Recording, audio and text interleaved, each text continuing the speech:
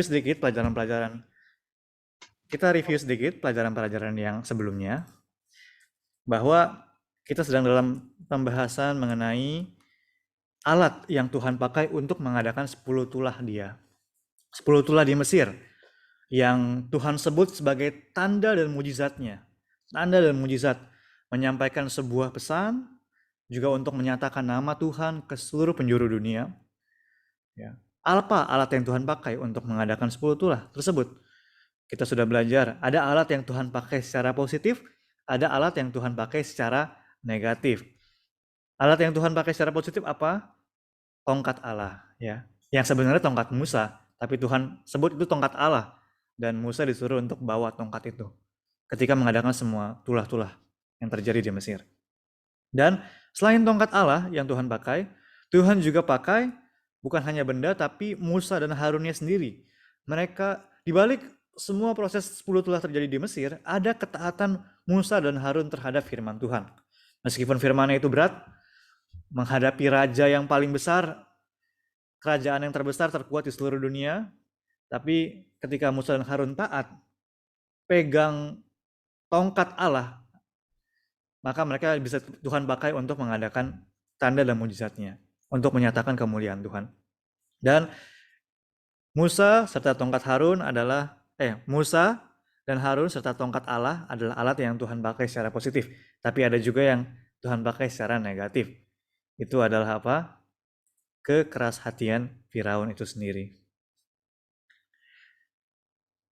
Tongkat Allah kita sudah belajar, ini menyimbolkan bagi kita di zaman sekarang, tongkat rohaninya bagi kita adalah Yesus Kristus, ya, yang adalah sandaran kita, yang melindungi kita, yang memerintah atas kita, ya. Tongkat juga menyimbolkan tongkat pemerintahan, kan, dan juga yang menjadi hakim atas kita adalah Yesus Kristus.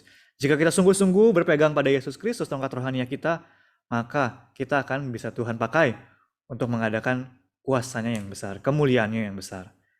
Tapi jika kita berkeras hati di hadapan Tuhan, menentang Dia, menentang kehendak Dia, hidup semau kita sendiri untuk diri kita sendiri, maka kita bisa menjadi seperti Firaun yang Tuhan pakai sebagai alatnya. Juga ya, Tuhan gak pernah rugi, Tuhan pasti untung. Tapi sayangnya manusia itu yang menjadi alat yang negatif, ya, untuk menampakkan kuasa dan pekerjaan dia. Nah, hari ini kita akan bahas lebih detail mengenai kekerashatian Firaun ini. Di balik turunnya 10 perintah, ada Firaun yang berkeras hati. Ya, seandainya Firaun tidak berkeras hati, maka dan segera lepasin umat Israel ketika Tuhan minta, maka mungkin tulahnya akan segera selesai. Tapi sayangnya tidak mudah bagi Firaun untuk melepaskan umat Israel. Ya. Budak-budak yang begitu banyak milik dia, susah untuk dia lepaskan itu. Ya. Tentang kekerashatian Firaun, mari kita baca ayat pembukanya Keluaran 4 ayat 21. Oke, Keluaran 4 ayat 21 berbunyi demikian. Firman Tuhan kepada Musa, pada waktu engkau hendak kembali ini ke Mesir, ingatlah supaya segala mujizat yang telah kuserahkan ke dalam tanganmu, kau perbuat di depan Firaun, tetapi aku akan mengeraskan hatinya sehingga ia tidak membiarkan bangsa itu pergi. Ya. Di sini Tuhan latar belakangnya adalah ketika Tuhan pertama kali mau utus Musa, ya. Keluaran 4 itu adalah adegan ketika Tuhan mau mengutus Musa untuk menghadapi Firaun. Nah, dari awal, yaitu dari Tuhan mengutus Musa, Tuhan bilang bahwa dia akan mengeraskan hati Firaun. Jadi subjeknya adalah Tuhan. Firaun adalah objeknya. Hati Firaun adalah objeknya. Tuhan yang mengeraskan hati Firaun, bukannya Firaun yang berkeras hati sendiri, tapi Tuhan yang bilang Tuhan akan mengeraskan hati Firaun. Nah, mungkin kalau kita baca sekilas, dari awal Tuhan bilang Tuhan akan mengeraskan hati Firaun. Rasanya apa? Rasanya nggak adil, kan? Ya.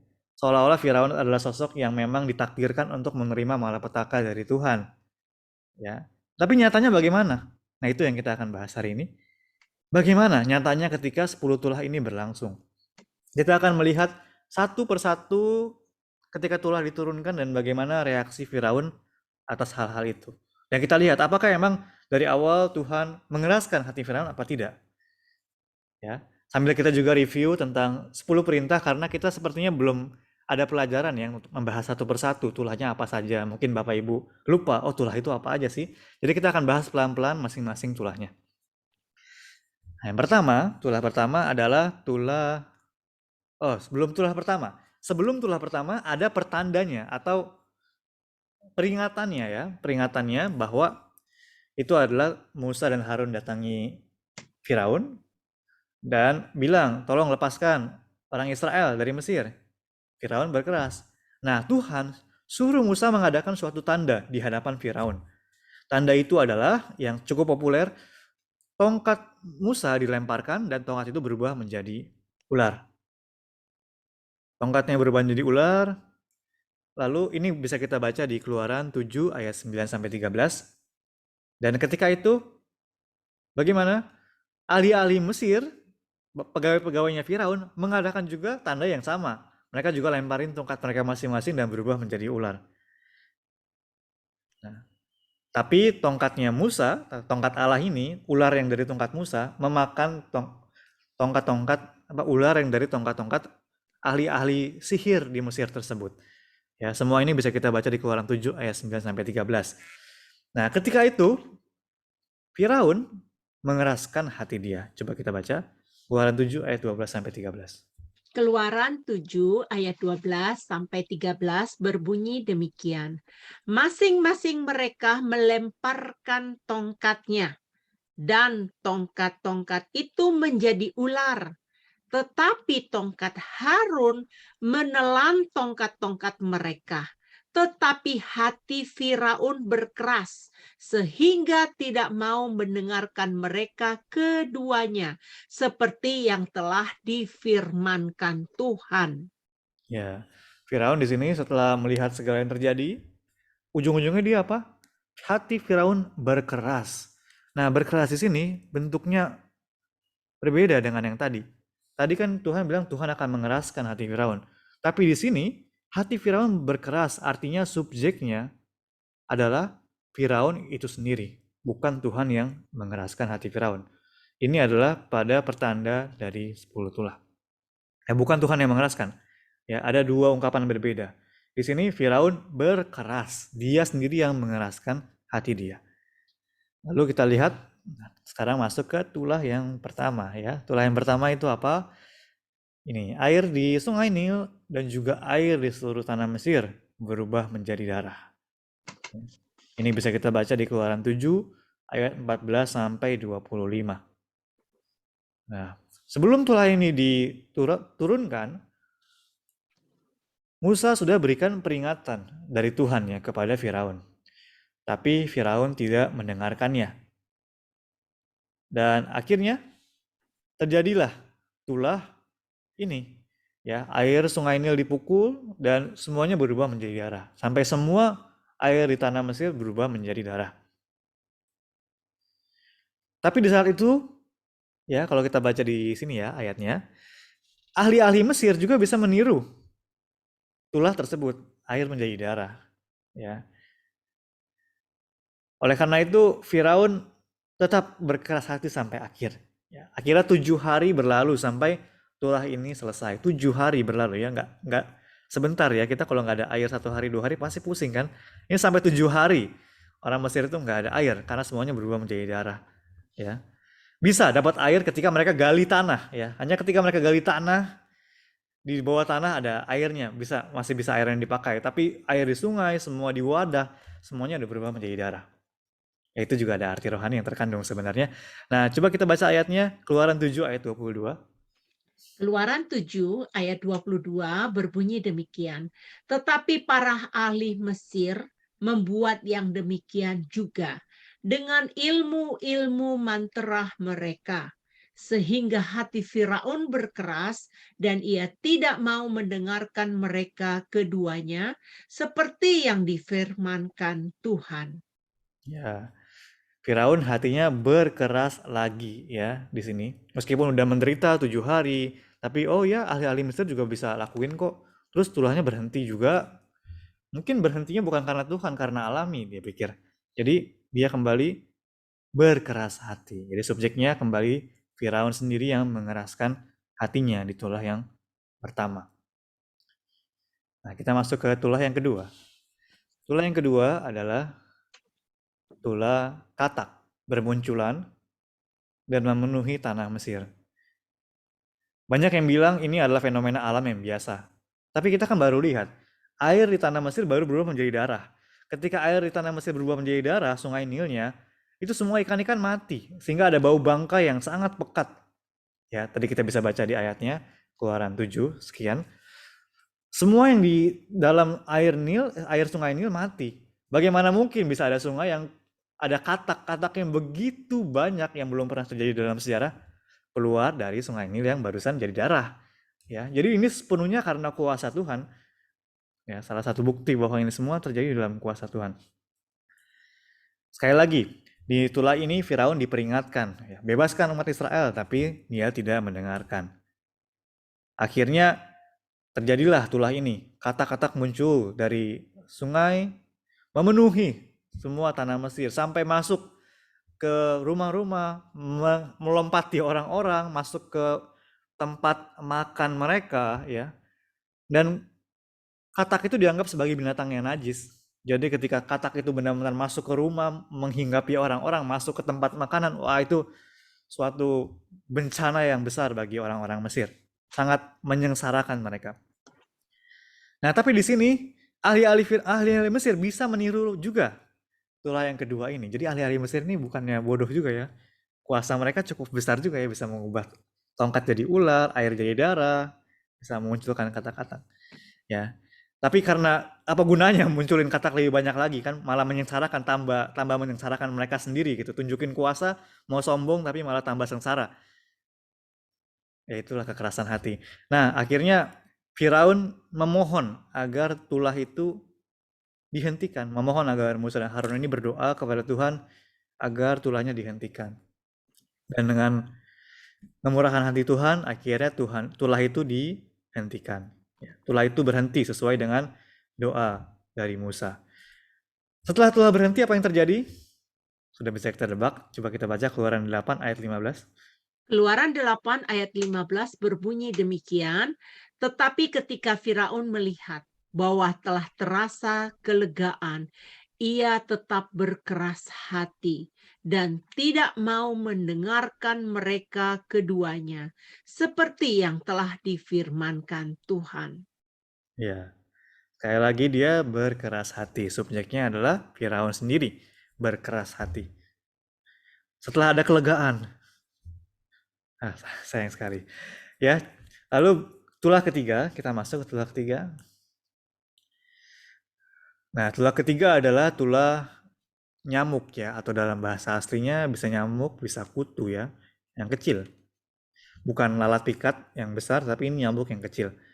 Dan tulah ini seperti apa munculnya adalah ketika debu tanah dipukul, debu tanah itu berubah menjadi nyamuk atau kutu dan menghinggapi baik manusia ataupun binatang ya di tanah Mesir. Wah, serem sekali ya kalau kita dihinggapin nyamuk 3-4 udah pusing, ini benar-benar banyak. Nah, dan tulah ini terjadi tanpa peringatan. Terjadinya dan juga selesainya. Tanpa peringatan. Sebenarnya ada pelajaran mengenai pola tulah ini ya. Ada tulah yang tanpa peringatan, ada yang dengan peringatan, ada yang dilaksanakan oleh Musa, oleh Harun, dan oleh Tuhan sendiri. Tapi mungkin nanti kita akan bahas di pelajaran berikutnya, dan itu cukup menarik juga. Nah, tanpa peringatan dan selesai begitu saja. Nah, di saat tulah ketiga ini, ahli-ahli Mesir yang tadinya bisa tiru, sekarang mereka nggak bisa tiru lagi. Mereka udah give up, udah angkat tangan di hadapan kuasa Tuhan yang dilaksanakan lewat Musa dan Harun. Ya. Dan setelah itu tulahnya berhenti, dan apa respon Firaun ketika tulah ini berhenti? Kita baca di Keluaran 8 ayat 19. Keluaran 8 ayat 19 berbunyi demikian, lalu berkatalah para ahli itu kepada Firaun, inilah tangan Allah. Tetapi hati Firaun berkeras dan ia tidak mau mendengarkan mereka seperti yang telah difirmankan Tuhan. Hmm. Semua pegawai Firaun udah bilang apa? Ahli Firaun, wah ini tangan Allah. Allah Elohim ya. Jadi, wah ini yang benar-benar dia yang berkuasa di angkasa yang melakukan ini. Tapi hati Firaun tetap berkeras. Masih berkeras. Tidak mau mendengarkan. Sayang sekali ya. Kalau kita masuk ke tulah yang keempat, tulah lalat pikat. Ya. Tadi nyamuk atau kutu, sekarang lalat pikat. Dan lalat pikat ini muncul dan menghinggapi semua orang di Mesir. Ya ini bukan lalat yang biasa, lalat yang besar ya, lalat yang pikat. Ya. Ini terjadi, tulah ini diperingatkan. Firaun diperingatkan sekali lagi. Namun dia tidak mendengarkan.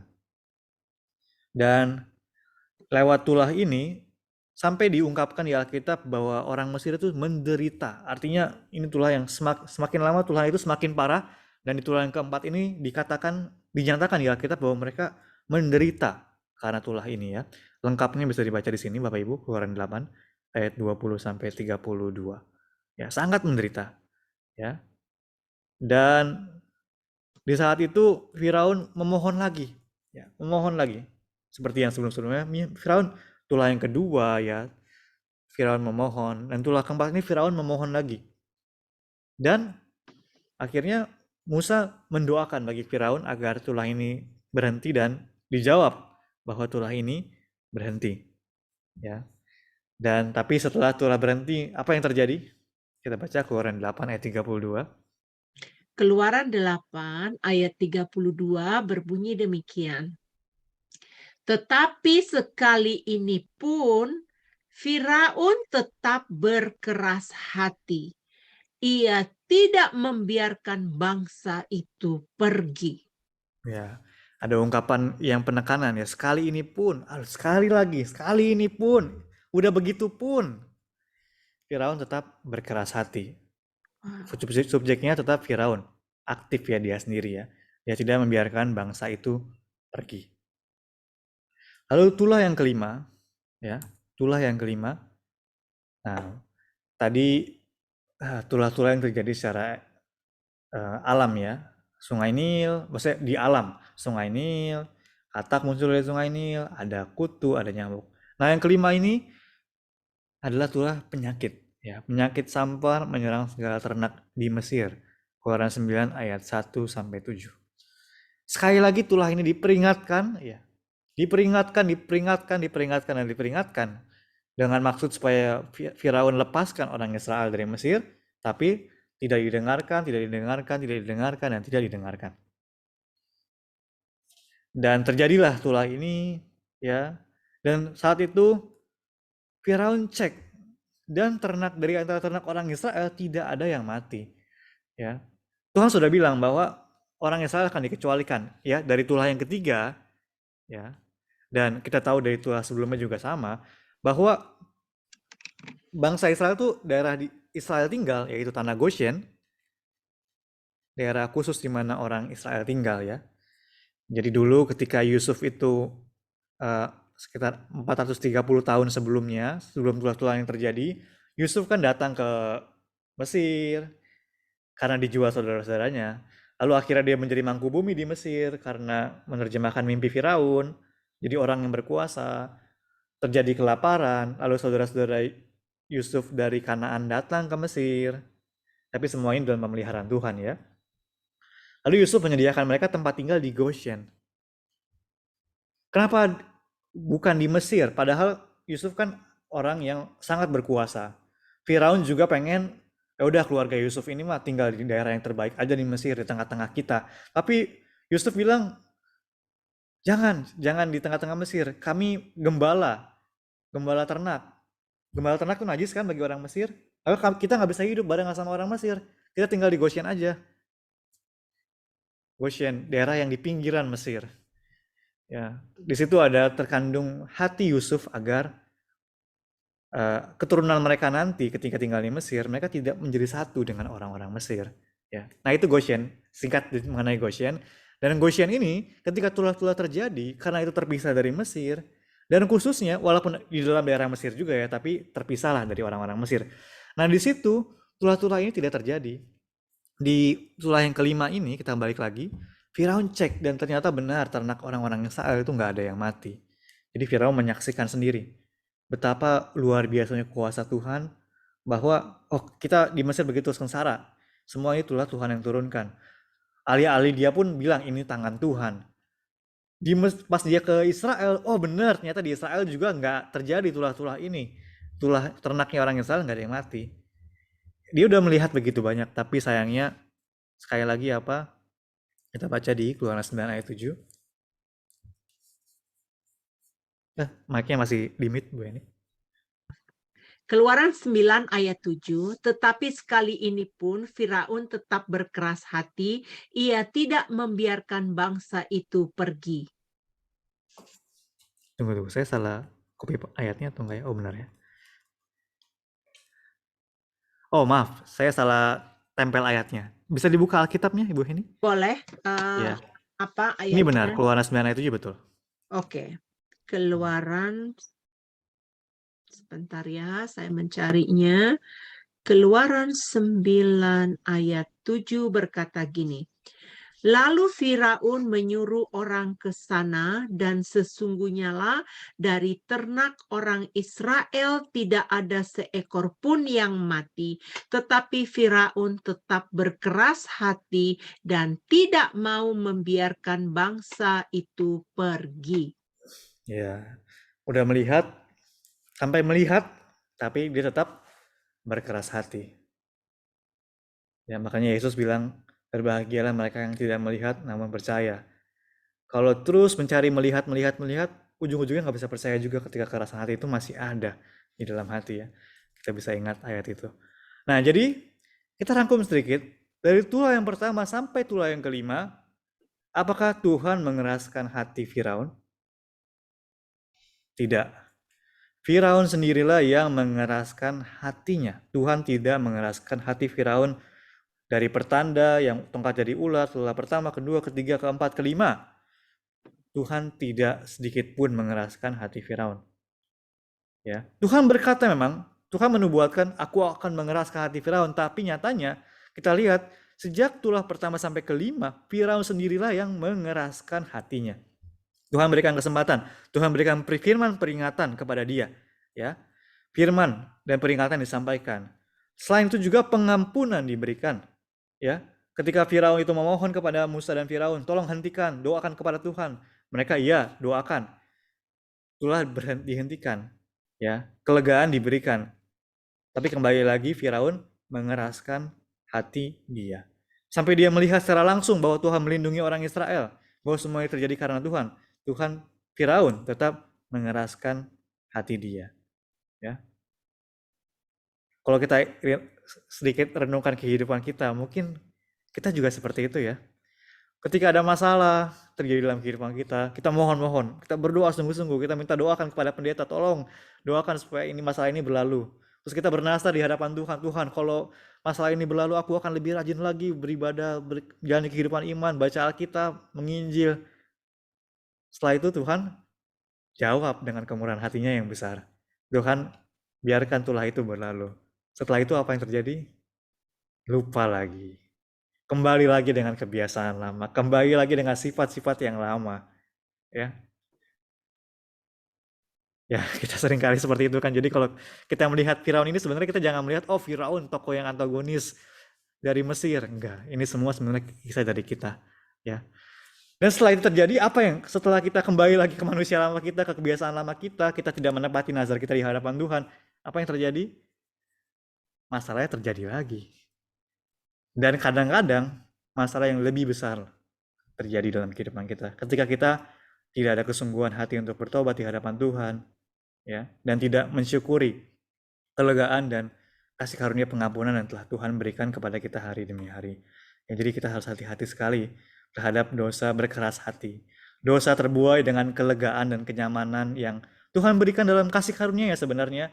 tapi kita menyalahgunakannya untuk kembali kepada kenikmatan diri kita sendiri saja. Ya. Dan inilah yang mengerikannya Bapak Ibu, ada saat ketika waktu kasih karunia dan belas kasihan itu selesai. Ya, dimulai dari tulah ke-6. Tulah ke-6 itu apa? Tulah ke-6 adalah jelaga dari dapur peleburan, dari dapur peleburan. Jelaga itu seperti apa? Arang ya, arang atau ya di bawah panci atau di bawah tempat peleburan kan ada sisa-sisa arangnya. Nah, itu dilemparkan menjadi debu dan menimbulkan barah, penyakit barah, seperti penyakit bisul yang sangat parah pada manusia dan binatang. Kita bisa baca itu di Keluaran 9 ayat 8 sampai 12. Ya. Barah ini jelaga ini atau arang ini dilemparkan di hadapan Firaun. Ya. Tuhan suruh Musa untuk lemparkannya di hadapan Firaun dan pegawai-pegawainya. Dan itu berubah menjadi debu, meliputi tanah Mesir dan menimbulkan barah, baik pada binatang maupun manusia. Itulah yang kelima, samparnya itu hanya kepada binatang saja, ya. Tapi ketika tulah ke-6 itu penyakitnya menyerang sampai kepada manusia juga, manusia dan binatang. Dan karena begitu dahsyatnya tulah ini, ahli-ahli Mesir mereka tidak bisa lagi tetap berdiri di hadapan Musa. Karena mereka juga kena barah ini, ya makanya mereka nggak bisa tahan lagi, nggak mau menghadapi Musa dan Harun lagi. Dan kita lihat di sini Keluaran 9 ayat 12, tolong dibaca. Ya, Keluaran 9 ayat 12 berbunyi demikian, tetapi Tuhan mengeraskan hati Firaun sehingga ia tidak mendengarkan mereka seperti yang telah difirmankan Tuhan kepada Musa. Ya. Disinilah baru pertama kalinya secara langsung Tuhan mengeraskan hati Firaun. Baru di sini, baru di tulah ke-6. Ya, tulah 1 sampai 5 kita sudah lihat Bapak Ibu nggak ada. Tuhan mengeraskan hati Firaun. Yang ada Firaun berkeras hati. Baru di sini Tuhan mengeraskan hati Firaun. Lalu tulah ke-7 terjadi. Tulah hujan es di seluruh tanah Mesir, menghancurkan pohon-pohonan, tumbuh-tumbuhan, serta binatang, bahkan manusia mati ya ketika manusia itu ada di padang. Ini dicatat di Keluaran 9 ayat 13 sampai 15. Pada tulah ini Firaun dan pegawai-pegawainya diperingatkan. Ya, diperingatkan. Dan tulahnya terjadi, Firaun tetap tidak mendengarkan, tulah terjadi, ya. Tapi yang uniknya di tulah ke-7 ini sedikit kita bahas ya walaupun tidak sesuai dengan temanya. Yang uniknya dalam tulah ke-7 ini ada kesempatan yang Tuhan berikan. Yaitu apa? Tuhan nyatakan bahwa jika di padang atau di luar outdoor maka akan mati. Tapi jika kalian masukin ternak kalian ke dalam rumah atau ke dalam kandang, orang-orang kalian juga masuk ke dalam kandang, maka kalian bisa tidak mati.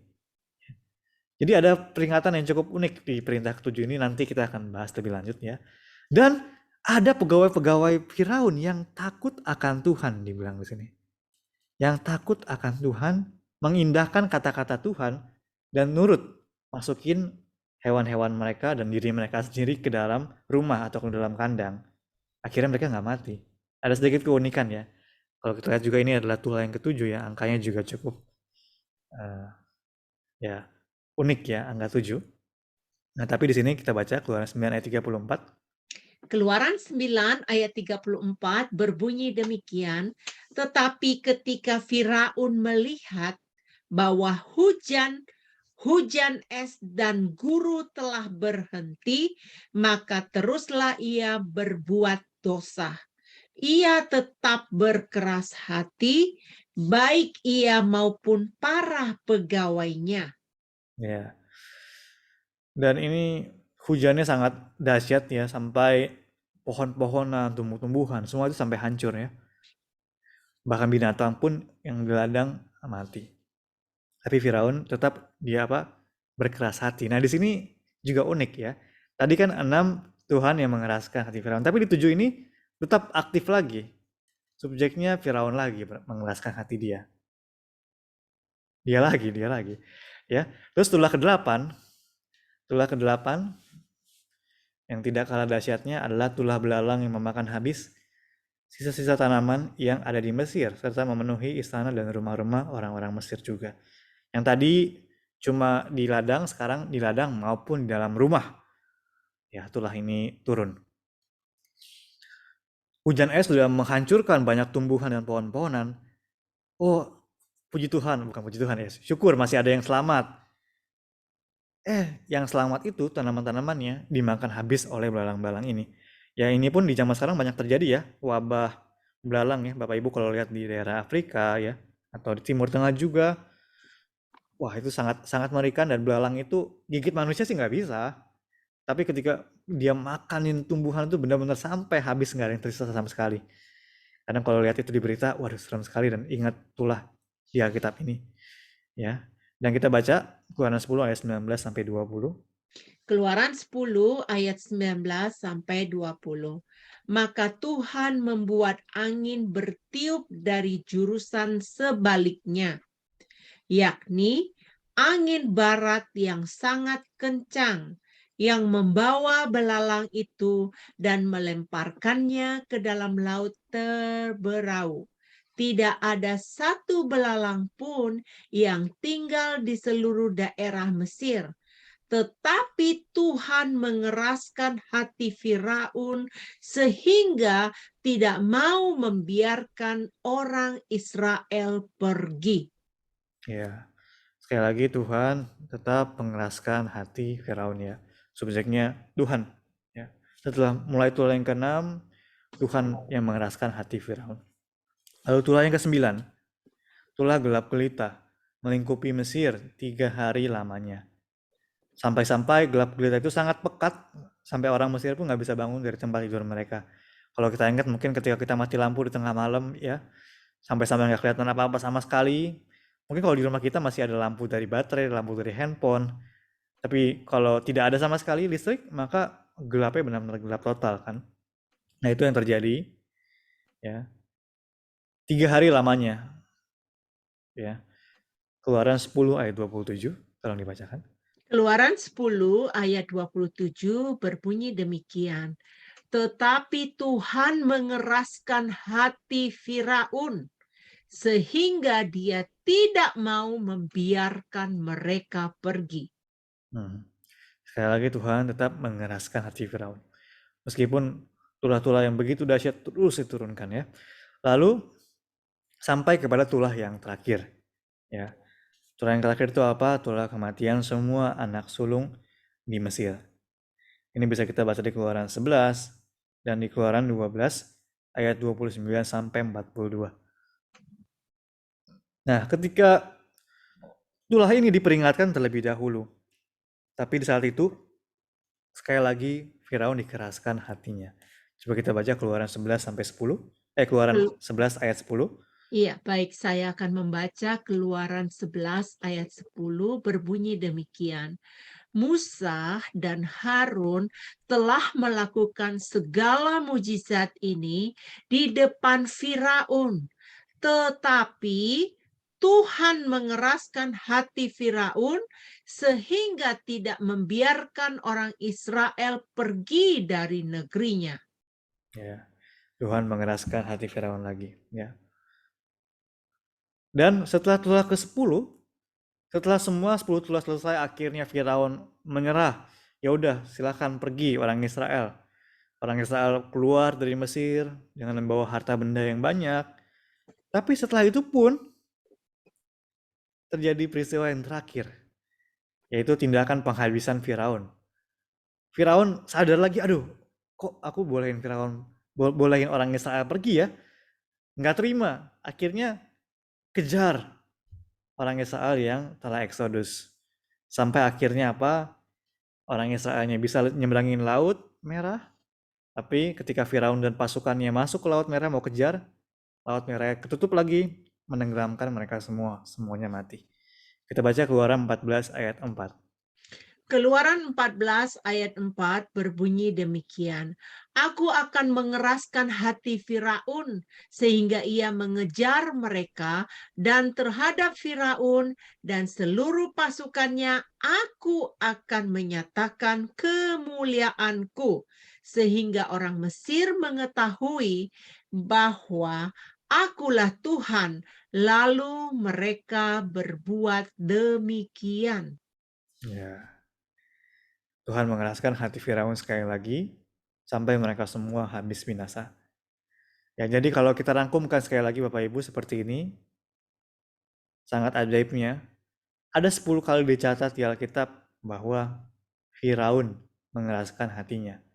Ayat-ayatnya adalah berikut ini, seperti yang tadi telah kita baca. Ya, beberapa di antaranya. Nanti Bapak Ibu bisa catat atau slide ini juga saya bagikan ya.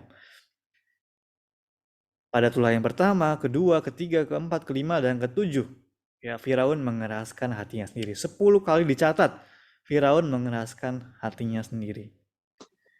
Dan 10 kali dicatat juga bahwa Tuhan mengeraskan hati Firaun.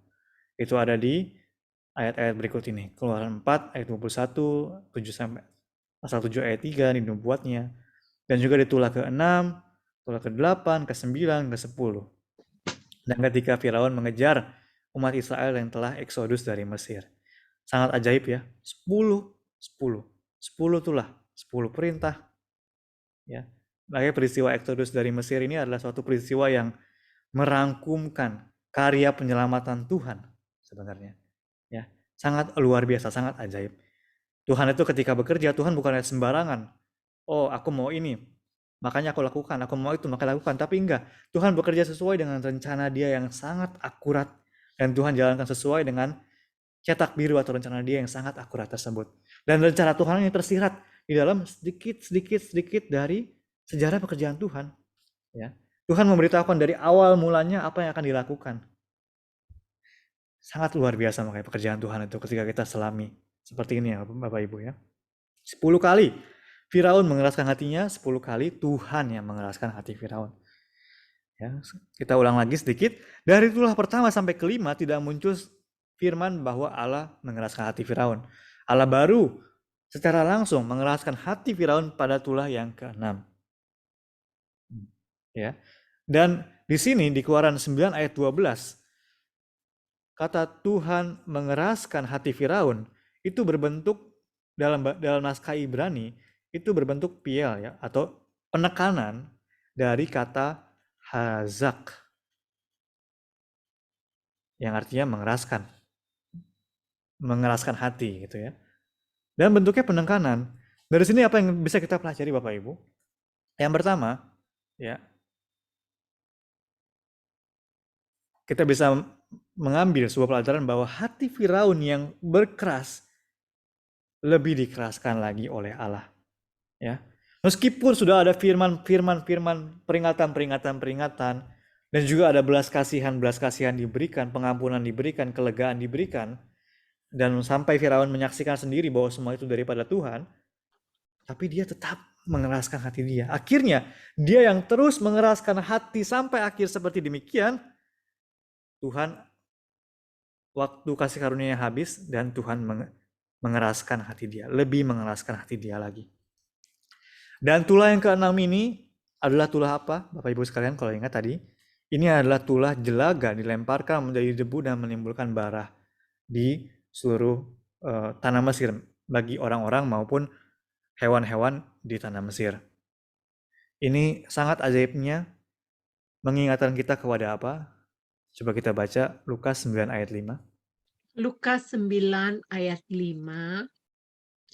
Dan kalau ada orang yang tidak mau menerima kamu, keluarlah dari kota mereka dan kebaskanlah debunya dari kakimu sebagai peringatan terhadap mereka.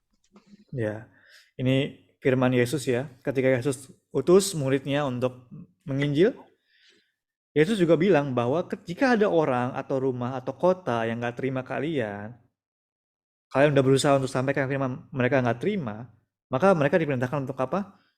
ya keluar dari situ dan apa? Kebaskan debunya dari kakimu. Dari sini arti yang terkandung itu apa? Rumah atau kota atau orang tersebut telah melewatkan kesempatan terakhir untuk bertobat. Ya sebenarnya tinggal keluar dari rumah saja cukup kan. Tapi Tuhan suruh agak ada melakukan satu hal yang unik, yaitu suruh kebaskan kaki, kebaskan debunya dari kaki. Ya. Dan ini berhubungan dengan perintah yang keenam ini ya. Perintah dari debu. Ya, debu yang dikebaskan, debu yang dilemparkan. Ya. Artinya apa? Firaun telah melewatkan kesempatan yang telah Tuhan berikan bagi dia untuk bertobat. Akhirnya apa? Kesempatan itu berakhir. Ya. Dan sekarang apa? Saatnya Tuhan yang mengeraskan hati dia sehingga dia tidak bisa berbalik lagi. Ya. Satu pelajaran yang bisa kita ambil dari sini, Bapak Ibu sekalian, kita harus selalu ingat bahwa Tuhan memang murah hati. Tapi kesempatan untuk yang diberikan kepada kita untuk bertobat itu tidak diberikan kapan saja. Ya, ada batasnya, ada waktunya. Saya ingat kisah mengenai Esau dan Yakub dan ayat yang ini. Mungkin tolong bisa dibacakan. Ibrani 12 ayat 16 sampai 17. Baik, saya mencarinya dulu ya. Ibrani ayat 12 ayat 16 sampai 17 berkata demikian. Janganlah ada orang yang menjadi cabul atau yang mempunyai nafsu yang rendah seperti Esau yang menjual hak kesulungannya untuk sepiring makanan. Sebab kamu tahu bahwa kemudian ketika ia hendak menerima berkat itu, ia ditolak sebab ia tidak beroleh kesempatan untuk memperbaiki kesalahannya sekalipun ia mencarinya dengan mencucurkan air mata. Ya. Dia tidak memperoleh kesempatan untuk memperbaiki kesalahannya. Di sini juga dikatakan jangan jadi orang yang menjadi cabul atau mempunyai nafsu yang rendah. Atau kalau kita lihat di bahasa aslinya atau bahasa Inggrisnya itu seperti apa ya? Bukannya cabul dalam artian hasrat seksual, tapi lebih ke arah kayak dia menginginkan hal-hal yang tidak seharusnya, yang sebenarnya aduh rendahan, tapi itu yang dia terpaut sama hal-hal tersebut. Ya, mirip dengan kekerasan hati. Ada firman Tuhan, ada kemuliaan Tuhan yang hendak diberikan, tapi terus berpegang sama apa yang dimiliki, segala kekuasaan, kenikmatan, sehingga tidak menerima firman Tuhan tersebut. Ya, seperti itu. Akhirnya apa yang terjadi? Kesempatannya habis. Dia tidak lagi dapat kesempatan untuk memperbaiki kesalahannya meskipun dia mencucurkan air mata untuk itu. Ya.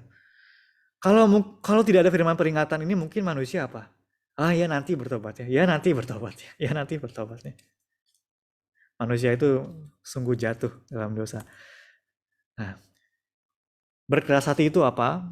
Berkeras hati adalah dalam buku ke-8 Pendeta sendiri menjelaskan seperti ini. Agak panjang sekali penjelasannya dan agak rumit tapi coba kita pahami ya. Berkeras hati adalah kondisi menekan atau membatasi dengan sengaja ya, menekan dengan sengaja kemampuan diri untuk memutuskan atau menentukan baik jahatnya suatu hal tanpa prasangka sebelumnya. Misalnya, hal ini udah punya prasangka sebelumnya, oh ini hal ini pasti jahat, hal ini pasti jahat. Nggak renungkan lagi, nggak pikirkan lagi. Ah, hal ini pasti nggak baik buat aku, pasti nggak baik buat aku. Ini membatasi aku, mengekang aku, tapi nggak mikirkan lagi. Itu artinya apa? Dengan sengaja membatasi kemampuan diri untuk merenungkan hal ini baik apa tidak, ya, tanpa prasangka sebelumnya. Sehingga apa? Akhirnya kesadaran menjadi lumpuh, hilang akal sehat, serta kehilangan kemampuan untuk memutuskan dengan benar. Seharusnya terima hal ini, tapi jadi nggak terima, padahal hal ini baik. Sehingga melakukan tindakan yang abnormal dengan sombong dan seenaknya, serta tidak punya simpati. Wah, panjang sekali penjelasannya, tapi saya pikir penjelasan cukup mendasar ya tentang apa itu berkeras hati ya. Dan awalnya adalah karena dengan sengaja atau dengan semau sendiri sebenarnya membatasi kemampuan diri untuk menilai suatu hal apakah itu benar atau salah. Oleh karena itu, orang yang berkeras hati akan terbawa kepada kekeras hatian yang lebih besar lagi dan lebih besar lagi. Dan pendeta Abraham Park juga menjelaskan dalam bukunya, ini nih, ciri-ciri khusus dari orang yang mengeraskan hati. Dan ayat referensi juga sangat banyak. Mungkin kita tidak akan sempat untuk buka satu persatu, tapi Bapak Ibu bisa catat dan bisa buka nanti sendiri setelah pelajaran ini selesai. Ya, beliau jabarkan dengan begitu panjang. Ini contoh ciri-ciri khusus dari orang yang berkeras hati. Suka membantah, ya. Tidak mau untuk percaya, tidak mau mendengarkan firman, keras kepala, bertindak angkuh, membuat orang lain menjadi murka, melawan Allah, suka mengedepankan diri sendiri di hadapan orang-orang, dan tidak bertobat sampai menerima murka Allah. Ya, ayat-ayat referensi begitu banyak, contoh-contohnya nanti Bapak Ibu bisa buka. Ya, dan ini hal-hal yang bisa kita lihat untuk mengintrospeksi diri kita. Ya, apakah kita suka membuat orang lain menjadi murka? Atau kita keras kepala sama prinsip kita atau apa yang kita anggap benar? Apakah kita suka mengedepankan diri kita di depan orang-orang? Atau tidak kunjung bertobat, tidak kunjung memperbaiki kesalahan kita sampai menerima hukuman Allah? Ini beberapa hal untuk kita bercermin kepada kehidupan kita. Ya. Dan beberapa poin yang saya simpulkan dari banyak ayat-ayat ini, ya, ada satu karakteristik umum ya yang tampak dari orang yang mengeraskan hati. Yang pertama itu adalah tidak merasa perlu untuk mengakui Allah. Coba kita baca ayatnya, Roma 1 ayat 28. Roma 1 ayat 28 berbunyi demikian. Dan karena mereka tidak merasa perlu untuk mengakui Allah, maka Allah menyerahkan mereka kepada pikiran-pikiran yang terkutuk sehingga mereka melakukan apa yang tidak pantas. Ya. Di sini tidak mengakui Allah, ya, bukan tidak mengenal Allah, tapi tidak mengakui Allah. Sedikit berbeda ya. Dan kalau kita lihat di zaman sekarang, banyak ateisme itu semakin banyak kan, semakin merajalela. Kenapa ateisme merajalela? Ada banyak faktornya, mungkin karena teknologi dan kehidupan manusia itu semakin mudah dan semakin nyaman dan sejahtera. Sehingga membuat manusia itu apa? Oh, kalau sakit ya ada dokter kok. Tinggal cari dokter yang baik, tinggal cari obat yang baik. Sekarang teknologi udah luar biasa, bla bla bla bla. Membuat orang itu semakin apa? Tahu Tuhan, ada Tuhan tahu, tapi tidak mengakui Allah. Artinya apa? Tidak bersandar kepada Tuhan. Bersandar kepada hal-hal yang lainnya. Bentuknya bisa macam-macam sekali dalam kehidupan. Jika demikian, ya akhirnya apa? Allah menyerahkan mereka kepada pikiran-pikiran yang terkutuk. Ya, mereka akan dikuasai oleh pikiran mereka sendiri, ya, sehingga melakukan hal-hal yang tidak pantas, ya. Karena merasa tidak perlu untuk mengakui Allah. Jadi kita juga perlu cek, kita percaya Tuhan, yes. Apakah kita sungguh-sungguh mengakui Dia dalam kehidupan kita? Apakah kita sungguh-sungguh menjadikan Tuhan sebagai yang memerintah atas kehidupan kita, yang berkuasa atas kehidupan kita, dan kita selalu bersandar kepada Dia? Ya, itu yang bisa kita tanya kepada diri kita sendiri. Lalu berikutnya, kenapa orang berkeras hati juga? Di saat yang bersamaan, mereka tidak memiliki pengertian yang benar tentang Tuhan dan jauh dari persekutuan dengan Allah. Ya, kita baca ayatnya, Efesus 4 ayat 17 sampai 18. Efesus 4 ayat 17 sampai 18 berbunyi demikian, sebab itu kukatakan dan kutegaskan ini kepadamu di dalam Tuhan. Jangan hidup lagi sama seperti orang-orang yang tidak mengenal Allah dengan pikirannya yang sia-sia. Ayat 18, dan pengertiannya yang gelap, jauh dari hidup persekutuan dengan Allah karena kebodohan yang ada di dalam mereka yang karena kedegilan hati mereka. Ya, kedegilan hati, kebodohan, diasosiasikan dengan apa? Pengertian yang gelap. Jauh dari hidup persekutuan dengan Allah. Ya, makanya ayat Alkitab juga katakan, semakin hari akhir mendekat, jangan jauhkan diri dari perkumpulan-perkumpulan ibadah. Karena pandemi COVID ini, oke, ada ibadah online, oke, keluarga kita masing-masing adalah menjadi bait suci Tuhan, oke. Tapi ketika COVID selesai, jangan kita terlena dan terus-menerus menjauhkan diri kita dari pertemuan ibadah yang langsung. Karena memang secara online bisa beribadah, memang itu pun ibadah, tapi beda kan pertemuan langsung, persekutuan yang langsung dengan persekutuan yang online. Pasti beda. Saya juga kalau nonton online ngantuk, ketiduran, mudah sekali terjadi. Ya itu contoh kecilnya, contoh kecilnya. Tapi ketika tidak memiliki pengertian yang benar, dan jauh dari persekutuan dengan Allah, ya di saat yang bersamaan akan ada apa? Kebodohan dan kedagilan hati. Atau tadi kebebalan hati seperti Firaun, ya. Dikasih firman Tuhan, udah melihat firman Tuhan itu nyata, tapi tetap tidak mau terima. Lalu, nah, mungkin satu hal ini yang lebih dekat lagi dengan kehidupan kita. Mengikuti Tuhan, tapi tidak mau melepas manusia lama. Dalam artian mungkin hawa nafsu kita atau berbagai keinginan-keinginan lama kita. Coba kita baca 2 Timotius 3 ayat 1 sampai 9. Ini adalah ayat tentang manusia lama dan ada beberapa poin penting yang kita harus perhatikan di sini. Coba dibaca. 2 Timotius 3 ayat 1 sampai 9. Ketahuilah bahwa pada hari-hari terakhir akan datang masa yang sukar. Manusia akan, saya sambung di ayat 4, suka mengkhianat, tidak berpikir panjang, berlagak tahu, lebih menuruti hawa nafsu daripada menuruti Allah. Ayat 5, secara lahiriah mereka berjalan ibadah mereka, tetapi pada hakikatnya mereka memungkiri kekuatannya. Jauhilah mereka. Ayat 7, yang walaupun selalu ingin diajar, namun tidak pernah dapat mengenal kebenaran. Ya, saya ketika baca ayat 7 ini saya selalu takut sekali gitu. Selalu ingin diajar namun tidak pernah dapat mengenal kebenaran. Dan alasan-alasannya dijabarkan di ayat-ayat sebelumnya. Ya, salah satu yang dijabarkan adalah menuruti hawa nafsu daripada menuruti Allah. Lalu memungkiri kekuatan ibadah. Ya beribadah tapi bener nggak ya bisa ada kuasanya. Aduh, aku kan harus begini juga, harus begitu juga, harus begini juga.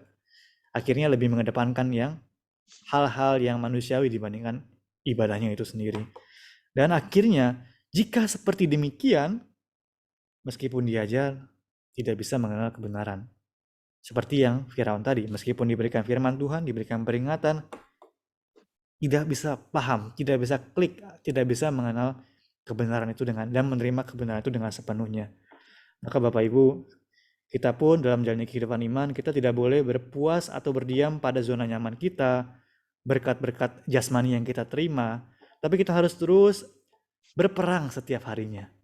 Terus ada peperangan rohani setiap harinya. Berperang melawan apa? Berperang melawan manusia lama kita. Segala sifat-sifat lama kita. Ya, saya juga selalu ingatin kepada pemuda-pemuda atau ya sagup-sagup di gereja juga ketika saya diberikan kesempatan untuk terima firman bahwa ketika kita beribadah di hadapan Tuhan, kita harus berdoa. Tuhan, jika ada pikiranku yang salah, prinsip-prinsip hidupku yang salah sampai sejauh ini, yang aku anggap benar sampai hari ini, tolong sadarkan lewat firman Tuhan, dan bantu aku untuk bisa berubah sesuai kehendak-Mu. Ya harus seperti itu. Kita menerima firman Tuhan, harus sambil membuang manusia lama kita. Gak bisa kita menerima Tuhan sambil pegang semua manusia lama dengan segala keinginan dan kenikmatan kita yang kita mau. Pegang semua sama-sama. Itu namanya serakah. Dan Tuhan bilang itu gak bisa. Kita harus terima Tuhan sambil membuang manusia lama kita. Ya kiranya kita juga ingat ya tujuan kehidupan iman kita, ya bahwa segala sesuatu pada akhirnya harus menjadi kemuliaan bagi nama Tuhan. Ya. Nah, kesimpulannya Bapak Ibu sekalian,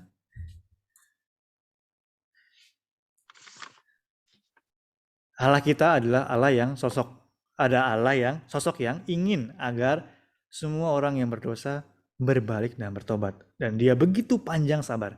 Coba kita baca 2 Petrus 3 ayat 9. Oke, sebentar saya carikan ayatnya. Oh iya ya. Oh, untuk kesimpulan ini kita akan banyak buka Alkitabnya langsung, saya nggak cantumkan. Jadi Oh, tolong baik. disiapkan Oke, Alkitabnya dan Bapak Ibu bisa sekalian sama-sama buka dan baca dan bisa terima kasih karunia yang lebih lewat lihat secara langsung ayatnya. baik, Baik. Pak.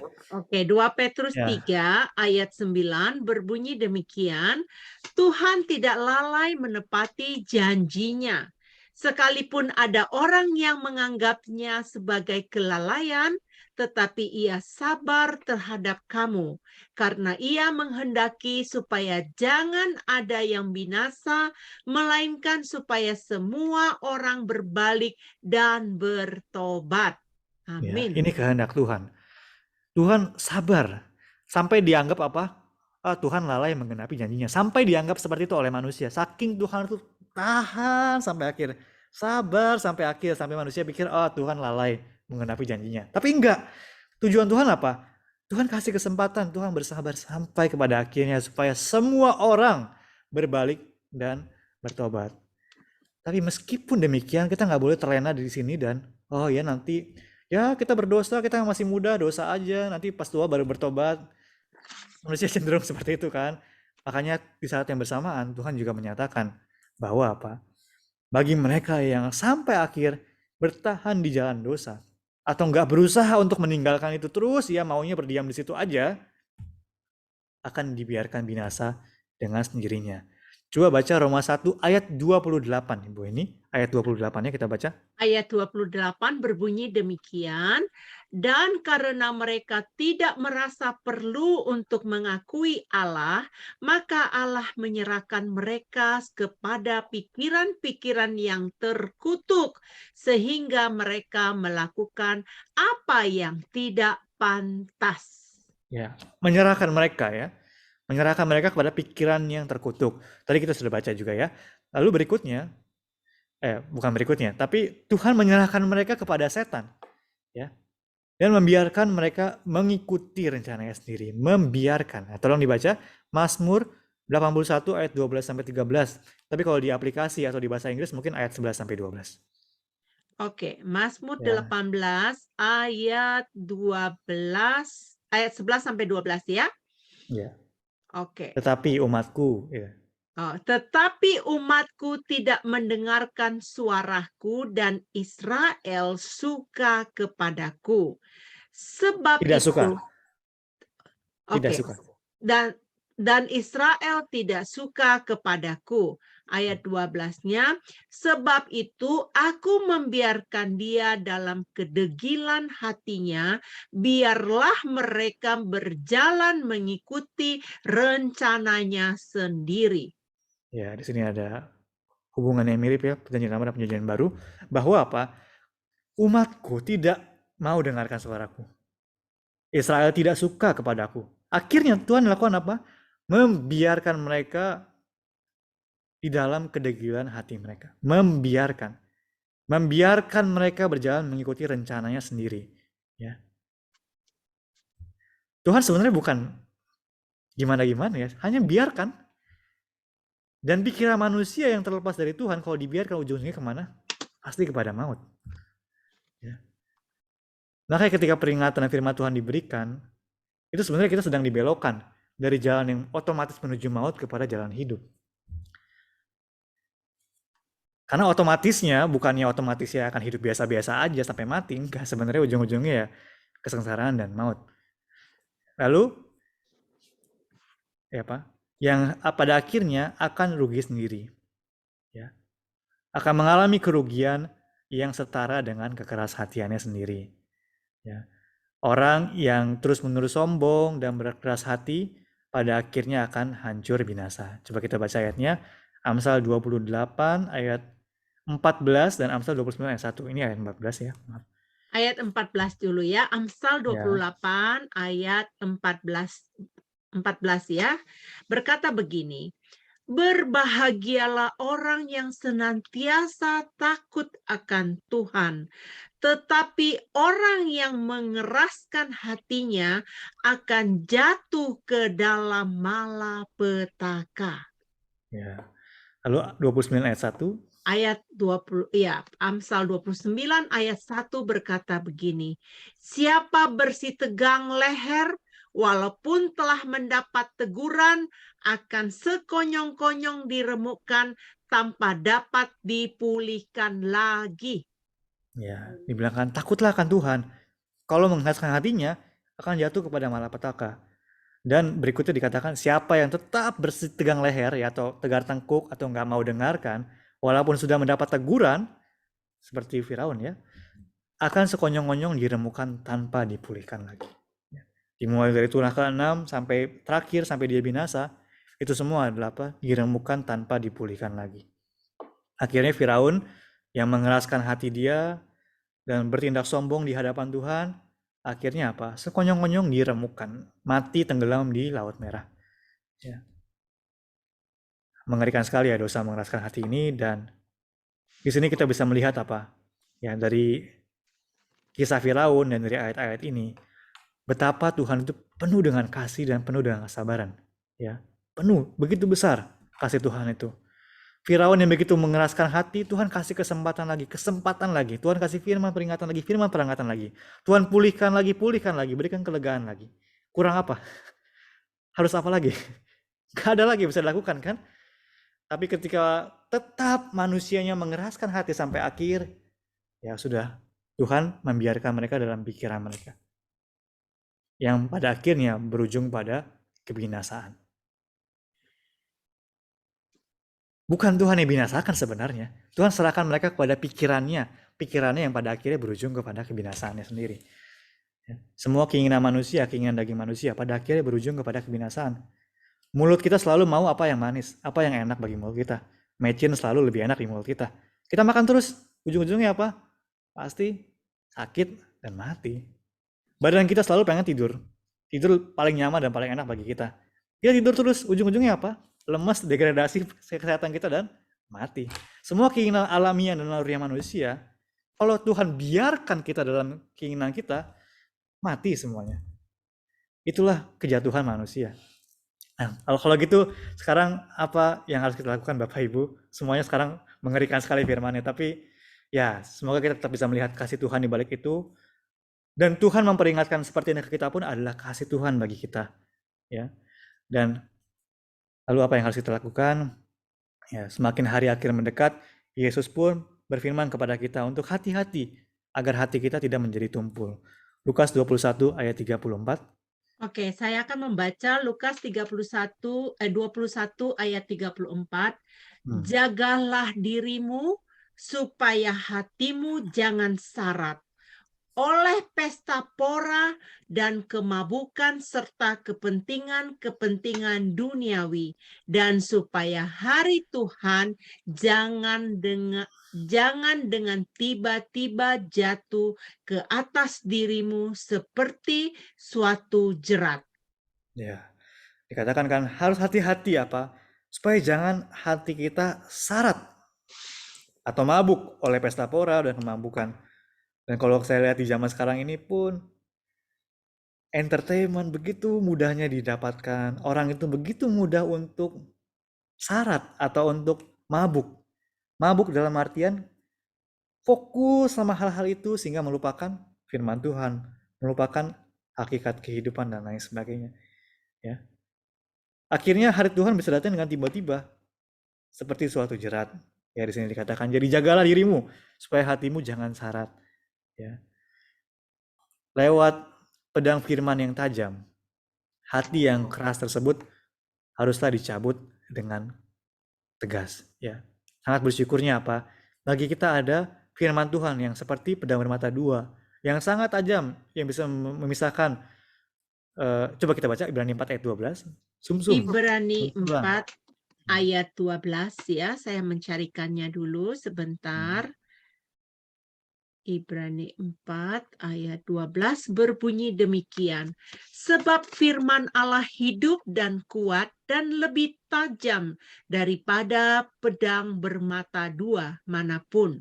Ia menusuk amat dalam sampai memisahkan jiwa dan roh, sendi-sendi dan sumsum. Ia sanggup membedakan, mempertimbangkan, dan pikiran hati kita. Ya, pertimbangan dan pikiran hati kita. Ya, firman Tuhan yang sangat tajam. Ya, kita pun lewat kita belajar firman hari ini, kita jadi apa? Awalnya kita nggak sadar. Awalnya kita lihat, oh Firaun ya Firaun. Kekerasan hati itu apa sih ya? Aku nggak keras hati. Tapi ketika kita bedah firman ini, kita dapat pisau. Untuk apa? Untuk bedah diri kita sendiri. Bahwa apa? Apa itu kekerasan hati? Ya. Kita jadi bisa tahu secara detail. Oh keras hati seperti ini. Oh seperti ini, seperti ini. Oh aku juga keras hati seringkali. Oh inilah hal yang aku harus perhatikan dan hati-hati. Kita jadi bisa waspada, kita bisa ingat, dan kita bisa berusaha untuk mencabut kekerasan hati yang itu dalam hati kita. Ya sangat bersyukur ada firman Tuhan. Ya, firman secara penebusan sangat memberkati saya dan saya harap sangat memberkati Bapak Ibu sekalian ya untuk melihat Alkitab itu lebih nyata dalam kehidupan kita. Bahwa itu tentang kehidupan kita, bukan tentang sejarah. Ya, tentang apa yang Yesus ingin sampaikan kepada kita semua. Ya, ya. Hati yang tumpul dan dungu harus disadarkan dengan hikmat firman, diterangi dengan akal budi yang diberikan oleh Allah. Ya. Dan kita dengan firman Tuhan kita harus menerima hati yang lembut, roh yang baru yang Allah berikan.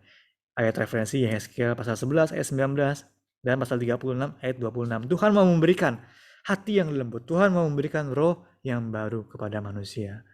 Ya. Ini di satu ayat referensinya harus menerima roh yang baru yang hendak diberikan oleh Allah tersebut. Dan kita baca ya, berikutnya adalah apa? Nah ini yang mungkin sangat krusial bagi kita ya. Kita mau tidak mau susah sebenarnya untuk lepas dari kekasihan ya, untuk melepaskan segala keinginan kita, segala kebebalan kita. Tapi apa? Tuhan memberikan satu kesempatan yang sangat berharga, yaitu hari ini. Ya. Semoga kita benar-benar menggunakan kesempatan hari ini dengan baik, merendahkan hati di hadapan Tuhan dan mendengarkan suaranya. Coba kita baca Ibrani 4 ayat 7. Ibrani 4 ayat 7, sebab itu ia menetapkan pula suatu hari, yaitu hari ini, ketika ia setelah sekian lama berfirman dengan perantaraan Daud, seperti dikatakan di atas. Pada hari ini, jika kamu mendengarkan suaranya, janganlah keraskan hatimu. Amin. Ya, hari ini jika kamu mendengarkan suaranya, jangan keraskan hatimu. Ya. Meskipun udah banyak yang kita lakukan untuk Tuhan di hari kemarin, banyak prestasi kita untuk Tuhan di hari kemarin, intinya itu hari ini. Sama juga, meskipun ada dosa yang begitu besar yang kita perbuat di hari yang kemarin, yang penting itu hari ini. Jangan kita sombong atas prestasi kita, atas apa yang telah kita lakukan di hari kemarin. Jangan juga kita minder atas diri kita, atas apa yang telah kita perbuat di hari kemarin. Tapi kiranya kita menggunakan hari ini dengan baik di hadapan Tuhan. Mendengar suaranya dan tidak berkeras hati di hadapan Tuhan. Itulah kunci bagi kita untuk bisa terlepas dari segala kekeras hatian. Dan selain itu juga kita harus saling menasehati ya, sebagai persekutuan iman. Saudara seiman harus saling menasehati. Kita baca ayatnya juga, Ibrani 10 ayat 24 sampai 25. Ibrani 10 ayat 24 sampai 25. Dan marilah kita saling memperhatikan supaya kita saling mendorong dalam kasih dan dalam pekerjaan baik. Janganlah kita menjauhkan diri dari pertemuan-pertemuan ibadah kita seperti dibiasakan oleh beberapa orang. Tetapi marilah kita saling menasehati dan semakin giat melakukannya menjelang hari Tuhan yang mendekat. Amin. Ya, saling menasehati, saling memperhatikan, saling mendorong dalam kasih, dalam pekerjaan baik. Jangan menjauhkan diri dari pertemuan-pertemuan ibadah. Ya, marilah kita saling menasehati dan semakin giat melakukan semua hal ini menjelang hari Tuhan yang mendekat. Amin. Lalu satu ayat lagi yang terakhir kita baca, Ibrani 3 ayat 13.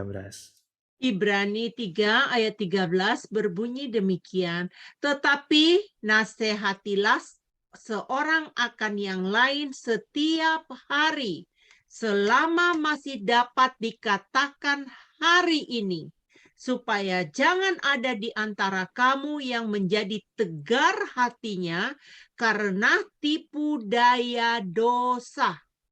Amin. Ya, sekali lagi nasihatilah, dan hari ini muncul juga di sini, ya. Kita harus menggunakan hari ini dengan baik. Kesempatan kasih karunia hari ini yang dengan baik, saling menasehati seakan-akan yang lain dalam kasih, ya, bukan dalam teguran penghakiman, ya. Dan dengan demikian kita bisa terhindar dari ketegaran hati karena tipu daya dosa. Amin. Amin. Mari Wah, kita ini tutup dengan dimatikan doa. dulu, Pak, di Oh stop ya, dulu ininya baik. ya. Lalu Ditutup kita, dengan doa dulu. ya, Ya. mari kita berdoa. Allah Bapa kami yang hidup, Bapa terima kasih karena hari ini kami bisa sejenak merenungkan firman Tuhan mengenai kekerashatian Firaun. Bapa, sebelumnya kami mungkin tidak sadar dan terus hidup dalam kekerasan hatian kami. Tapi terima kasih Bapa karena Engkau menyadarkan kami, dan tolong bantu kami untuk selalu bisa rendah hati di hadapan Engkau dan membuang segala sifat-sifat lama kami, kekerasan hati kami yang tidak kami sadari. Bantu kami untuk sadar dan bisa mencabutnya, sehingga kami tidak syarat akan pesta pora dan kenikmatan dunia ini, sehingga tetap berdiam dalam kekerasan hati kami dan pada akhirnya hanya binasa, melainkan kiranya kami bisa menerima firman-Mu, diubahkan lewat firman-Mu, sehingga pada akhirnya bisa berjalan di jalan kehidupan yang telah Engkau berikan kepada kami. Bapa, kiranya kepada semua yang para pendeta dan juga semua yang belajar di persekutuan ini pun, kiranya Engkau selalu karuniakan kasih karunia untuk bisa rendah hati dan mempergunakan hari ini dengan sebaik-baiknya, memohonkan belas kasihan-Mu dan rendah hati di hadapan Engkau senantiasa. Terima kasih Bapa, di dalam nama Yesus Kristus kami mengucap syukur dan berdoa. Amin. Amin. Baik, terima kasih Terima kepada kasih. Bapak Evangelis Diarta yang telah menyampaikan pengajaran yang kelima hari ini untuk kita. Sebelum kita akan masuk ke dalam ruang tanya jawab, saya akan memberikan pengumuman kepada kita bahwa untuk bulan Mei ini, di akhir bulan, kalau nggak salah pada tanggal 30, akan kelas diliburkan. Berhubung Pak Daniel, Bu Vivi, dan Pak Edi, dan saya akan vacation. Kalau mereka pergi ke Israel, saya ada tamu dari Jerman, jadi saya harus menemani tamu saya. Jadi pada tanggal 30 itu kita liburkan. Mengapa saya umumkan sekarang? Supaya Bapak Ibu juga bisa mengambil waktu yang sama untuk diliburkan. Ya. Dan saya juga mengucap syukur dan berterima kasih saat ini ada Pak Erben. Pak Erben ini adalah apologet terkenal, ya, yang berdiri di depan, yang selalu memberikan pencerahan dan pengajaran, dan dia seorang guru juga yang menjadi pengajar. Welcome Bro Erben di dalam kelas saya, merasa sangat terhormat Bro Erben bisa hadir bersama-sama kami. Dan sebelumnya saya juga berterima kasih kepada Bapak Ibu yang setia selalu mengikuti pelajaran ini, yang seperti diketahui buku 8 ini belum terbit, tetapi oleh kasih dan anugerah Tuhan kita telah mendapatkan pengajaran yang satu luar biasa. Jadi karena berhubung Bapak Ibu sudah mengetahui, ada yang sudah mengetahui bahwa Pak Diarta ini yang mentranslate buku sejarah penebusan karena dari bahasa Korea ke bahasa Indonesia. Jadi kita sangat beruntung sekali, seperti yang sudah diketahui bahwa pelajaran kita ini dari buku seri 8, ada kaitannya juga dari buku seri kedua, di mana perjalanan umat Israel keluar dari bangsa, dari ini mulai dari Rameses ya, jadi perhentiannya itu berapa kali, dan kemarin kita sudah mempelajari juga bagaimana Tuhan menuntun bangsa Israel ini keluar, tidak melewati jalur-jalur yang bisa membuat mereka binasa. Jadi Bapak Ibu, saya mengundang kembali untuk waktu yang sama minggu depan kita akan kembali lagi untuk bersama-sama belajar firman Tuhan. Baik, saat ini kita akan buka ruang tanya jawab. Saya akan mempersilakan Bapak Ibu boleh membuka audionya ya. Silakan. Silakan kalau ada yang mau bertanya. Pelajarannya sungguh sangat baik ya. Mungkin Pak Kodek bisa mematikan live-nya. Kalau nggak keberatan, Pak Kodek udah selesai. Ruang tanya jawab nggak perlu di-posting ke YouTube. Ya, Terima terima kasih Bu. Sama-sama. Sudah stop live-nya 3 menit yang lalu. Oke, nggak apa-apa. Thank you. Jadi ada yang mau bertanya, silakan. Pelajarannya cukup detail kan ya. Nanti akan dapat recordingnya dari Henny. Datang aja ke channelnya Omi Hen. Kan pasti akan mendapatkan rekamannya ya. Pastor Yosafat, do you have something to tell us?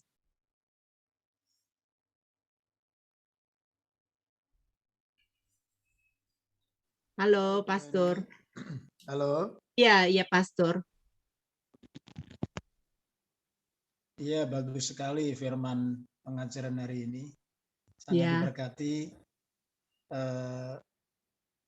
Memang kalau hati kita mengeraskan hati, risikonya besar ya. Dan hari ini sangat komprehensif dan sangat dikupas dalam. Thank you banyak Bro Diarta. Saya juga banyak belajar hari ini. Ternyata Firaun itu dikasih kesempatan sudah berkali-kali ya, sampai tulah kelima. Saya baru ngeh itu. Lalu yang tadi dikebaskan debu itu tulah ke-6. Memang benar ya, berarti ada waktu Tuhan dan kasih karunia Tuhan itu jangan dianggap remeh dan jangan disia-siakan. Yeah. Thank you banyak, Tuhan berkati. Ya, sama-sama Pak Yusman. Ya, ada lagi yang kira-kira bagaimana Bro Erben? Can you open the mic? Bagaimana Bro Erben?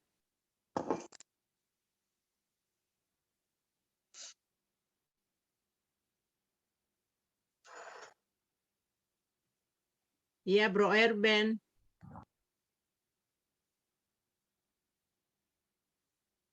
Nggak kedengaran suaranya, Bro. Pak Erben.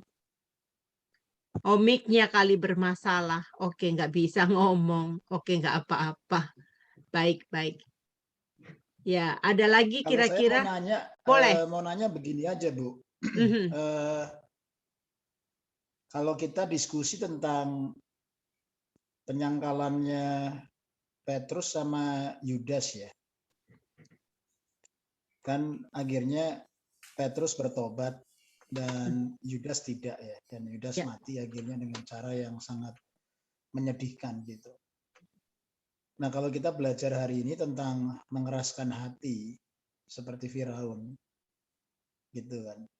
Pertanyaannya, apakah Yudas itu seperti Firaun gitu? Ya kan? Padahal Yudas itu dekat sama Yesus, dia melihat Yesus, dia bersekutu sama Yesus, tetapi ternyata dia akhirnya tidak finishing well gitu ya. Dia membuang kasih karunia dan akhirnya menjumpai kebinasan yang sangat mengerikan gitu. Nah, apakah ini gambaran dari Firaun atau bagaimana? Apa ada korelasinya menurut Bro Diarta? Iya. Kalau saya lihat ada bahwa Yudas ini, ya Petrus dan Yudas, mereka sama-sama diberikan peringatan oleh Tuhan juga. Ya Yudas seperti yang Pak Yosafat bilang, sama-sama Yesus terus, lihat semua tanda dan mujizat yang Yesus lakukan dan semua lain sebagainya. Tapi sampai pada akhirnya Yudas ini, kalau Yudas kelemahannya dia adalah dia terus dikuasai oleh hawa nafsu akan materinya, ya. Kita tahu Yudas itu adalah bendahara, dipercayakan sebagai bendahara. Dan di minggu sengsara, minggu terakhir Yesus, peristiwa yang hampir paling krusial tentang Yudas ini adalah ketika ada Maria yang menuangkan buli-buli minyak narwastu kepada Yesus di hari Sabtu, ya, di Minggu Sengsara sebelum Yesus salibkan, di hari Sabtunya, kalau saya nggak salah, Maria menuangkan minyak narwastu, Yudas keluar, semua hati dia itu keluar. Kalau ini dibagikan kepada orang-orang miskin, betapa baiknya. Semua murid juga setuju sama dia. Jadi semua murid juga sama aja sebenarnya, tapi dia yang terutama yang berkata seperti itu. Dan dikatakan di Alkitab bahwa itu bukan karena Yudas memperhatikan orang-orang miskin, tapi karena dia cinta uang atau dia suka mencuri uang dari peti perbendaharaan, peti kasnya Yesus dan murid-murid gitu ya. Jadi sampai akhir dia ikut Tuhan dengan gak bisa melepaskan hawa nafsu dia atau ketergantungan dia terhadap materi itu. Yesus makin hari makin dianiaya. Meskipun kelihatannya disorak-sorak, dipuji, tapi kan serangan dari orang Yahudi juga makin besar. Dan ketika Maria itu memecahkan buli-buli minyak narwastu, dia pikir, udah gak ada lagi uang yang masuk. Ini udah ikut Yesus udah apalagi artinya, ya. Sayang sekali dia tidak berperang dan bergumul dengan cukup terhadap hati nurani tersebut. Tapi di saat yang bersamaan kepada dia juga masih diberikan kesempatan yang terakhir. Di perjamuan terakhir, Yesus bilang kepada dia, salah satu di antara kalian ada yang akan menyerahkan aku. Oh, semua orang tanya, apakah aku, heboh semuanya. Sebenarnya firman itu, apakah itu teguran atau itu kesempatan? Kalau kita lihat semua firman teguran Yesus atau omelan Yesus, nasihat Yesus, teguran Yesus kepada orang ahli Taurat, orang Farisi, kalian ular beludak, bla bla bla bla. Kelihatannya, Tuhan gak ada kasih sama mereka ya, Tuhan marahin mereka. Tapi sebenarnya itu kasih Tuhan kan yang mau mereka itu sadar kekeras hatian mereka dan bertobat kan. Sama juga kepada Yudas. Sampai akhirnya dikasih kesempatan seperti itu, satu. Yang kedua, Yesus sampaikan lagi. Barang siapa yang mencelupkan tangannya ke bejana roti ini ya, dan mengambil dari sini, dialah yang akan menjual aku. Lalu Tuhan kasih ke Yudas. Nah, pendeta senior Abraham Park bilang saat itu ya, itu udah kesempatan yang beberapa kali yang Tuhan udah berikan. Dan di saat itu, Yudas tinggal tidak ambil roti itu dan mengaku dia salah dan bertobat di hadapan Tuhan. Sayangnya apa? Yudas ambil roti itu. Dan ketika Yudas ambil roti itu, baru dikatakan apa? Setan menguasai dia. Di situ ayatnya. Jadi kesempatan demi kesempatan Tuhan berikan, tapi sayangnya sampai akhir Yudas tetap menolak kesempatan-kesempatan itu dan akhirnya dia nggak bisa lagi untuk berbalik dan bertobat sampai akhirnya dia mati. Petrus juga sama, bedanya dia sombong, tapi kesombongan juga sama aja kan, kesombongan awal kehancuran kan. Kita bilang kesombongan itu bukan dosa yang sepele. Kayak Yudas, Petrus akan menyangkal aku 3 kali sebelum ayam berkokok. Oke, tapi ketika ayam berkokok 3 kali dan seperti itu, ya Yudas dia sungguh-sungguh bertobat ya, ada hati yang mau untuk bertobat dan pakai kesempatan itu untuk sungguh-sungguh bertobat. Makanya simbol gereja mula-mula juga adalah ayam kan gitu. Seruan pertobatan Tuhan, dan itu harus kita terima baik-baik. Kesempatan yang selagi ada itu harus terima baik-baik. Dan kalau kita lihat di 10 tulah ini pun memang Firaun mati, pegawai-pegawainya mati. Tapi kita bisa melihat orang-orang Mesir nggak mati kan. Maksudnya Tuhan juga seperti masih memberikan kesempatan yang terakhir bagi mereka untuk bisa berbalik dan bertobat. Dan saya juga baru baca kitab Yesaya, kebetulan lagi baca kitab Yesaya dalam pembacaan kita sekarang, ya. Dan di situ ada nubuat mengenai Mesir yang dipulihkan gitu. Jadi kita bisa melihat betapa kasih Tuhan yang begitu besar di balik hukuman dia, cercaan dia, makian dia. Tapi semuanya itu pada akhirnya adalah kesempatan untuk bertobat. Jadi kisah Yudas, kisah Firaun, itulah kisah kita sekarang di hari ini. Semoga kita bisa menyingkapinya dalam kehidupan kita. Ya, terima kasih Pak Yosefat. Mungkin saya pikir pendapat saya seperti itu. Oke, thank you banyak. Ya. Baik, saya akan memberikan kesempatan kepada Pak Kodek untuk bertanya. Ya, terima kasih Bu Heni dan terima kasih Evangelis Pak Dianta. Ya. Saya cuma ini mau nanyakan soal sifatnya, karakternya Firaun, ya. di mana dominan dia berkeras hati setiap kalau firman Tuhan atau firman Allahnya Musa, Allahnya Harun, Allahnya bangsa Israel yang mengatakan seperti ini, ya keluar, izinkan bangsa ini keluar supaya mereka beribadah kepadaku. Nah, maksudnya begini, kalau karakter ini hanya ada kata itu, kata keras hati itu, apakah itu dominan untuk mereka yang tidak mengenal Allah bangsa Israel, atau nantinya kata itu juga digunakan untuk mereka yang orang yang sebenarnya termasuk golongan amnya umat Tuhan ini gitu loh. Nah, itu saya tanya. Ya, kalau kita lihat adegan Firaun berkeras hati dan dikeraskan itu seiring dengan firman Tuhan dinyatakan kepada dia. Ya, yang di dalam konteksnya Firaun ya. Tidak dibahas mengenai raja-raja yang lain selain Firaun, hanya Firaun. Lalu tujuan itu dinyatakan, 10 Tuhan diturunkan adalah supaya nama Tuhan atau kuasa Tuhan diberitakan kepada bangsa-bangsa yang lain. Makanya di pelajaran sebelumnya kita bisa melihat bahwa bangsa-bangsa lain pun udah mendengar tentang Tuhan, melihat tentang Tuhan, ya. Dan ada beberapa bangsa yang memang merendahkan hati untuk masuk ke dalam umat Israel sebagai hamba. Jadi artinya mereka benar-benar mengeraskan hati. Ya kita pun Tuhan panggil sebagai hamba-hamba dia kan. Bukan, ya hamba-hamba dia, kita harus terima fakta itu dulu baru nanti Tuhan tinggikan. Tapi kita hamba-hamba Tuhan. Jadi itu menyimbolkan kita. Terus yang kedua, di ayat-ayat yang terakhir di kesimpulan kita bahas tentang mengeraskan hati, itu adalah tentang amnya Tuhan, tentang umat Tuhan, bukan tentang yang di luar Tuhan. Ya. Jadi firman Tuhan itu sungguh-sungguh firman yang bagi umat Tuhan, firman penyelamatan untuk umat Tuhan. Kalau yang bukan umat Tuhan, pas terima Alkitab, terima firman Tuhan, mereka pikir apa? Ini mah nggak benar, penciptaan apa semuanya bullshit dan lain sebagainya. Dan firman Tuhan nggak bekerja dan nggak berkuasa atas mereka yang nggak menerimanya. Dan mereka tidak menjadi fokus Tuhan. Yang menjadi fokus Tuhan adalah mereka yang sungguh-sungguh menerima Tuhan, Tuhan latih, Tuhan bentuk, sampai pada akhirnya ya yang menerima Tuhan ini juga menyampaikan lagi kepada yang nggak menerima Tuhan. Tapi pada akhirnya tetap fokus tokoh utama, sasaran teguran, sasaran nasihatnya adalah umat Tuhan sendiri, amnya Tuhan. Ketika amnya Tuhan itu sungguh-sungguh sadar kekeras hatian dia dan bertobat, maka dia akan bisa memenangkan juga bangsa-bangsa lain atau orang-orang yang belum menjadi amnya Tuhan. Jadi saya pikir patternnya pekerjaan Tuhan seperti itu, Pak Kodek. Ujung-ujungnya adalah kita. Kisah tentang aku di hari ini. Tapi dengan nggak egois ya. Itu bukan buat kamu, enggak juga. Mengubah kita pada akhirnya untuk kita keluar dan menyatakannya kepada orang yang lain. Tapi fokusnya utamanya diri kita. Amnya Tuhan. Ya seperti itu Pak Kodek. Ya, makasih Henny dan Yanta, thank you.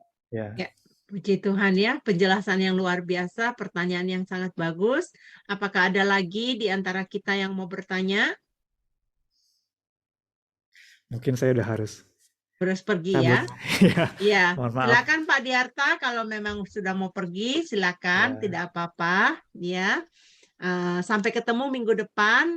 Ya, terima kasih semuanya Bapak Ibu. Sama-sama. Ada pertanyaan terima kasih Pak boleh Diarta. disampaikan bisa via chat ya. Terima kasih semuanya. Ya, Tuhan Terima kasih, memberkati. Pak. Ya, God bless.